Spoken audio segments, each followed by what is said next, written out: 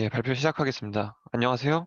제가 오늘 발표할 논문은 Cluster Storage Systems Gotta Have Heart: Improving Storage Efficiency by Exploiting Disk Reliability Heterogeneity 라는 논문으로 2019년도 페스트에 발표되었고 저자들은 CMU 소속입니다. 예, 먼저 이 논문을 고르게 된 계기부터 말씀드리겠습니다. 원래는 올해 OSDI 논문인 타이거라는 논문을 발표하려고 했는데 그 타이거의 참고 문헌을 조사하다 보니까 이 같은 저자의 전작들이 눈에 띄었습니다. 이 사우랍이라는 저자분은 어, 이렇게 동일한 주제로 탑티어 학회들을 세 번이나 이렇게 잘 해 드셨는데 비주류라고 할 수 있는 이런 리던던시 분야에서 이렇게 좋은 성과를 낼 수 있었던 그 레시피가 궁금해서 이 주제의 전체 시리즈를 발표해야겠다는 생각을 했고, 그래서 오늘로 시작을 해서 어, 앞으로 두 번의 발표까지 3부작으로 기획을 해보았습니다. 먼저 이 논문의 모티베이션입니다. 이 논문은 데이터 센터 등 많은 수의 디스크로 구성된 클러스터 스토리지 시스템이 타겟입니다. 이 많은 수의 디스크로 인해 데이터 센터는 잦은 디스크 페일을 경험하게 되는데요. 이에 대응하기 위해 리던던시를 통한 데이터의 보호가 필수적이라고 볼 수 있습니다. 디스크의 페일에 관한 대표적인 매트릭은 Annual Fail Rate입니다. 저자들은 백블레이즈라는 백업 서비스 업체의 디스크 플릿 통계를 논문 전체에서 사용하고 있는데요. 이를 선택한 이유는 유일하게 오픈된 데이터이기 때문이라고 합니다. 백블레이즈의 플릿은 제조사와 모델에 따라 6개의 디스크 그룹으로 구분되는데 각각은 서로 다른 AFR을 위의 그래프와 같이 보여주고 있습니다. 데이터 보호를 위한 리던던시 스킴의 강도는 이 Annual Failure Rate에 따라서 다르게 결정됩니다. 그런데 이와 같이 다양한 AFR을 가지는 디스크 그룹에 일률적인 리던던시 스킴을 적용한다면 일부 그룹에서는 지나치게 리던던시의 강도가 높아 스페이스 낭비가 발생하거나 또 일부 그룹에서는 이 리던던시 스킴의 강도가 낮아서 데이터 손실의 위험이 따르게 될 것입니다. AFR은 제조사 모델뿐 아니라 시간에 따라서도 변화하는데요. 디스크의 AFR을 모델링하는 가장 유명한 배트업 커브라는 모델이 있습니다. 이 모델은 동시에 디플로이된 디스크들이 시간이 지남에 따라 어, 이 위쪽 그래프와 같은 AFR에 경향을 보인다는 것입니다. 크게 세 가지의 페이지로 구분되는데요. 첫 페이지는 Infant Mortality라는 페이지로서 초기 결함이 있는데 걸러지지 못한 제품들에 의해서 높은 페일리어 레이트가 나타나는 시기입니다. 그리고 두 번째 시기는 이런 결함 제품들이 교체되고 나서 안정화 단계에 들어간 시기가 되겠고, 세 번째 시기는 이 두 번째 단계에서는 낮고 수평한 AFR이 나타나는 것이 특징이고요. 그리고 마지막으로 세 번째 단계에서는 이 디스크들이 하나 둘씩 수명을 다해가는 웨어아웃 시기가 되겠습니다. 이때부터는 다시금 AFR이 높아지기 시작합니다.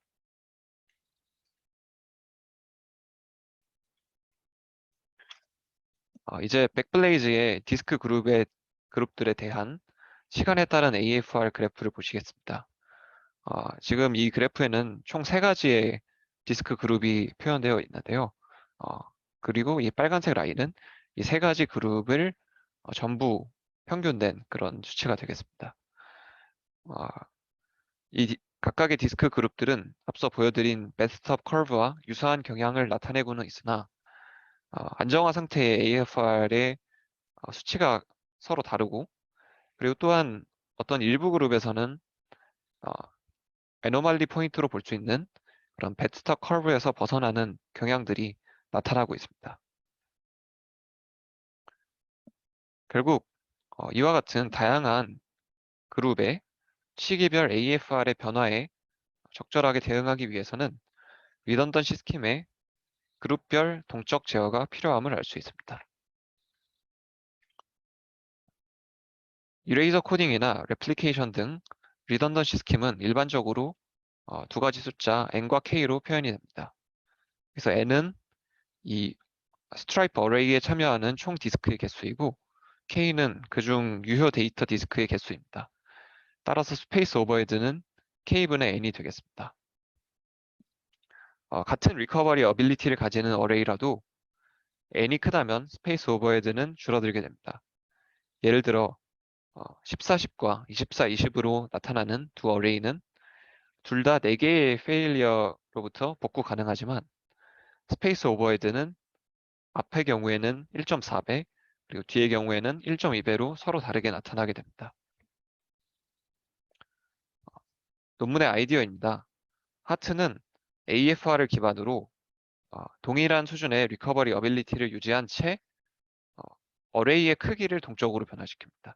그래서 이 어레이의 크기를 동적으로 변화시킴으로써 스페이스 오버헤드를 줄여보겠다 하는 것이 기본적인 아이디어가 되겠고요.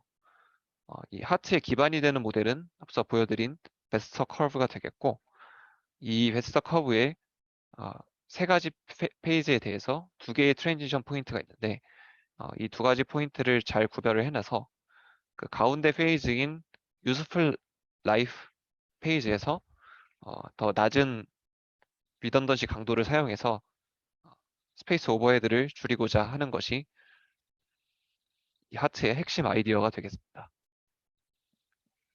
하트의 컴포넌트들을 말씀드리겠습니다. 하트는 이 베스트 커브로부터 예측된 AFR과 릴라이어빌리티 기준에 대해서 적절한 리던던시 스킴을 설정합니다. 그래서 이 스킴을 설정하기 위한 첫 번째 컴포넌트가 있고요. 두 번째로 앞서 보여드린 베스터 커브의 두 개의 체인지 포인트를 디텍션하기 위한 모듈이 하나 있습니다. 그리고 간간히 발생하는 어떤 애노멀리 포인트로부터 이 실제로 베스터 커브의 페이지가 변화하는 그 포인트를 구분해내기 위한 그런 애노멀리 디텍션 모듈이 마지막으로 존재하고 있습니다. 네, 첫 번째 컴포넌트인 Redundancy Length Decision은 MTTDL에 기반하여 이루어집니다. 이 MTTDL이란 이제 확률적으로 데이터를 잃어버릴 수 있는 평균 시간을 의미하는데요. 이 데이터 로스가 일어나는 상황은 그 어레이의 복구 능력을 넘어서는 동시다발적인 페일이 일어나는 경우입니다. 여기서 동시다발적이라고 함은 어떤 당연히 모든 디스크, 예를 들어 4개의 디스크가 완전히 동일한 시간에 페일이 날 가능성은 굉장히 낮겠지만 특정 디스크가 페일이 나서 리커버리를 하고 있는 와중에 다른 디스크들이 같이 페일을 일으키면 그것을 이제 동시다발적이라고 볼 수 있습니다. 그래서 이 mean time to data loss를 계산하기 위해서는 페일이 일어나는 mean time과 그리고 리커버리를 하기 위한 mean time 두 가지 매트릭이 고려되어야 합니다. 그래서 이 앞의 경우에는 AFR로부터 즉시 구해낼 수가 있게 되고요. 뒤의 경우에는 저자들이 일단 보수적으로 가정을 했는데 나중에 리커버리를 위한 어떤 스태티스틱이 들어가면 더 정확하고 더 공격적인 모델링을 할 수 있을 것이라고 주장하고 있습니다. 어찌되었든 이 확률적인 그 분석을 통해서 MTTDL을 기준으로 삼아서 리던던시 랭스를 계산을 하게 되고요. 이는 이제 다른 대부분의 리던던시 스킴에서도 많이 사용되는 그런 매트릭이 되겠습니다. 그래서 하트는 이 리던던시 스킴을 변화시키면서도 reliability constraint는 만족시키기 위해서 아래 두 가지 조건을 고려하는데요. 특정 디스크 그룹의 MTTDL이 처음에 기본적으로 설정된 디폴트 MTTDL보다 같거나 높아야 하고, 그리고 디폴트 리던던시 스킴과 동일한 수준의 리커버리 어빌리티를 보장을 해줘야 합니다.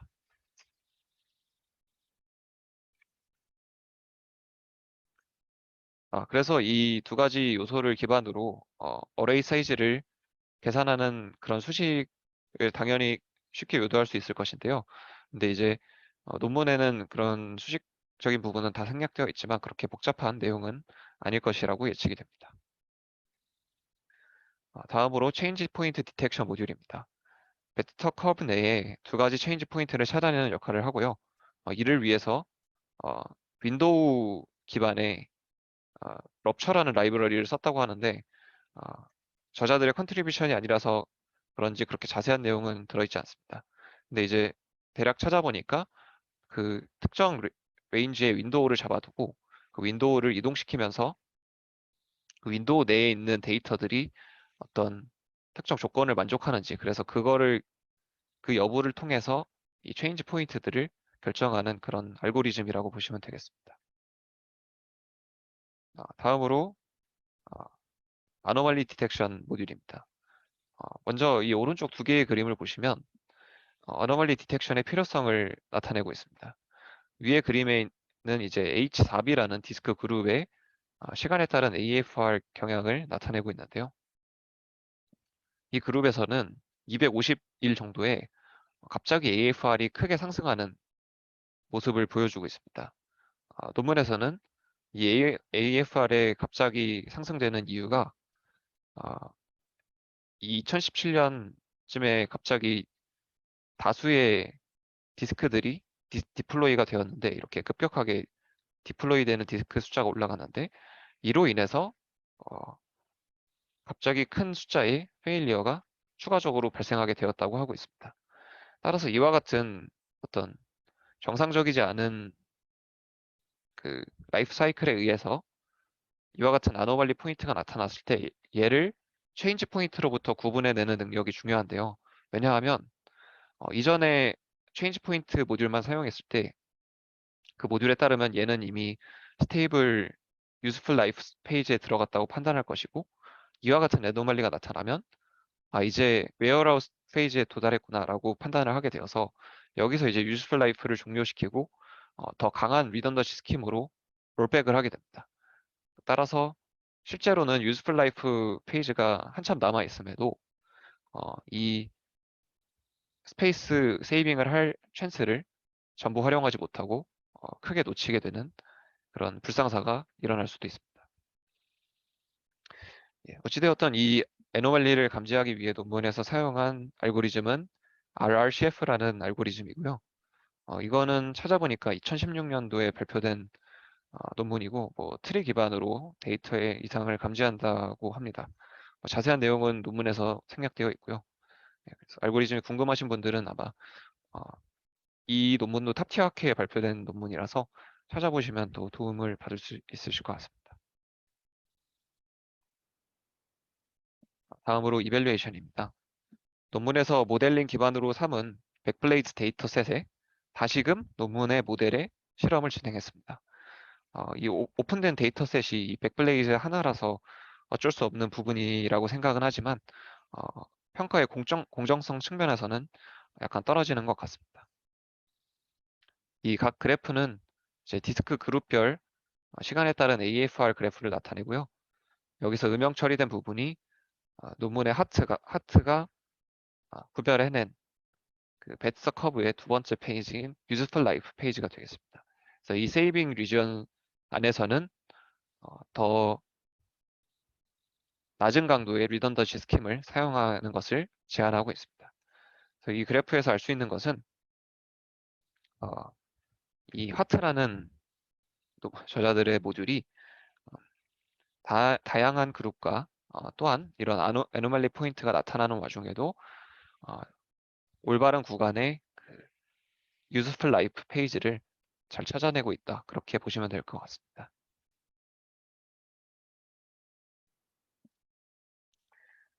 그리고 아노말리 디텍션에 관한 또 주장을 하고 있는데요. 이 H4B 그룹에서는 이와 같은 아노멀리 포인트가 많이 보이는데 이 하트의 아노멀리 디텍션 모듈이 5개의 아노멀리 포인트를 잘 찾아내고 있다고 하고 있습니다. 그래서 이 아노멀리 포인트의 발견으로 인해서 유스풀 라이프의 그 유스풀 라이프로 사용할 수 있는 시간을 5배 증가시켰다라고 얘기하고 있습니다.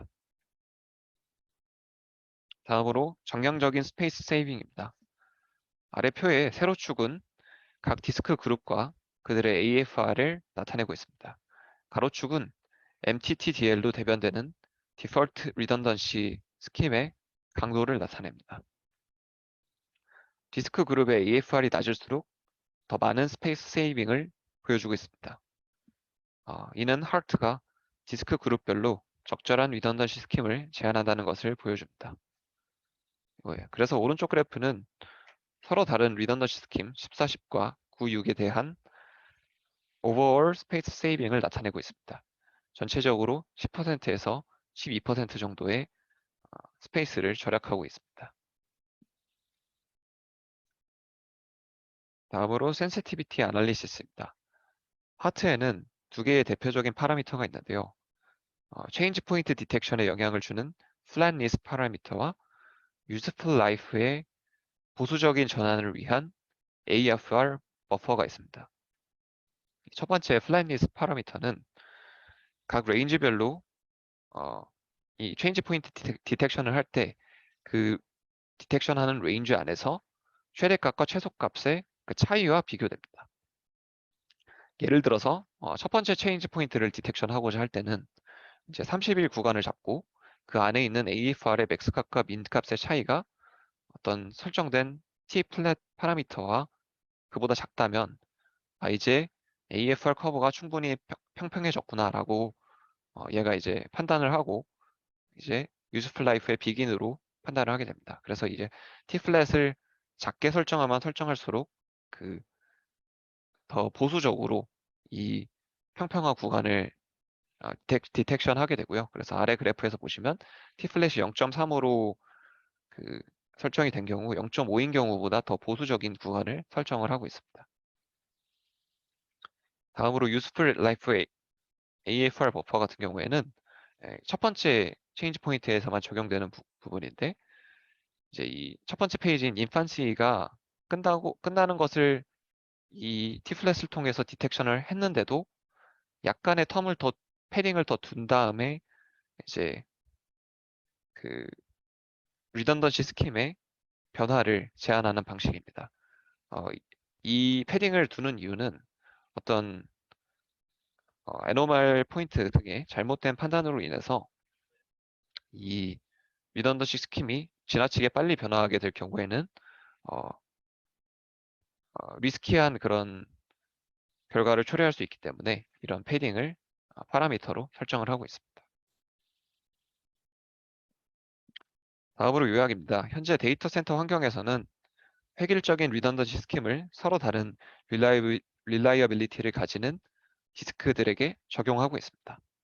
하트는 배스톱 커브의 스테이블 피리어드 동안 낮은 강도의 리던던시 스킴을 사용하자고 제안합니다. 이를 온라인으로 진행하기 위해서 리던던시 포뮬레이션, 체인지 포인트 디텍션과 애너멀리 디텍션 모듈을 사용하고 있습니다. 다음으로 하트의 문제점입니다. 첫 번째는 데이터 플레이스먼트의 제약입니다. 하트는 유사한 AFR과 유사한 에이지를 가지는 디스크 그룹에 대한 리던던시 스킴을 제한하기 때문에 한 스트라이프의 모든 청크는 같은 디스크 그룹에 저장되어야 합니다. 따라서 셀프의 크러쉬와 같은 일부 데이터 플레이스먼트 스킴에는 적용될 수 없습니다. 두 번째는 데이터 리디스트리뷰션 오버헤드입니다. 논문에서는 크게 문제 삼고 있지 않지만 리던던시 어레이의 재구성은 엄청난 양의 IO 오버헤드를 발생시킵니다. 이 논문에서는 저자들이 주장하기로 리디스트리뷰션 횟수가 각 디스크 그룹별로 2번폰이고 그 라이프 타임이 3에서 5년 정도로 꽤 길기 때문에 그렇게 큰 오버헤드는 아니라고 마지막 디스커션 파트에서 언급하고 있고요. 하지만 이 오버헤드가 셀 작동 환경에서는 문제가 되는지 저자들의 다음 논문인 페이스메이커에서는 이 문제를 타겟하고 있습니다. 마지막 문제는 제네레이션의 문제입니다. 매터 커브는 한 시점에 동시에 디플로이된 디스크 그룹에 대해서만 유효합니다. 그런데 실작동 환경에서는 그렇게 동시에 디플로이된 디스크 이상적인 그룹이 그렇게 많지 않을 것이라 생각되고, 또한 존재한다 하더라도 지속적인 디스크 리플레이스먼트로 인해서 배트스터 커브의 분포가 바뀔 수 있을 것이라고 생각됩니다. 그럴 경우 배트스터 커브의 적절한 그 유스풀 라이프 페이지를 찾아내기가 어려워질 것이고, 그렇다면 이 논문의 전체적인 가정은 무너질 수 있을 것이라고 생각이 됩니다. 이 문제들 중 첫 번째 문제는 올해 OSDI에서 타겟하고 있고, 두 번째 문제는 20년도 OSDI에서 타겟하고 있습니다. 그래서 다음 발표의 예고편을 잠깐 말씀드리면 20년도 OSDI에서 발표된 페이스메이커를 발표하라고 합니다. 이 페이스메이커 같은 경우에는 이제 앞서 말씀드린 리던던시 스킴을 트랜지션을 할 때 이 IO 오버헤드를 어떻게 현실적으로 해결할 수 있을 것인가에 관한 문제이고요.